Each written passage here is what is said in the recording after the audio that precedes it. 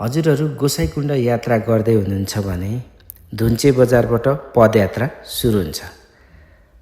त्यहाँबाट अगाडि लागिसकेपछि मिनी गोसाइकुण्ड आउँछ।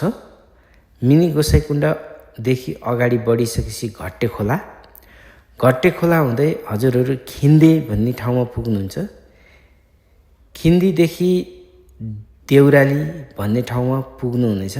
देउरालीको अलिकति उकालो र तेर्सो बाटो हिँडिसकेपछि हजुरहरू धिम्सा पुग्नुहुन्छ। धिम्साबाट अगाडि बढिसकेपछि चन्दनबारीबाट हजुरहरू थोरै उकालो अरू सबै तेर्सो बाटो हिँडिसकेपछि हजुरहरू चोलाङपाटी पुग्नुहुनेछ। चोलाङपाटीको अलिअलि उकालो बाटो हिँड्दै हजुरहरू लौरीबिना पुग्नुहुनेछ। लौरीबिनाबाट ठाडै उकालो चढेपछि यहाँ चाहिँ अलि उकालो बढी छ।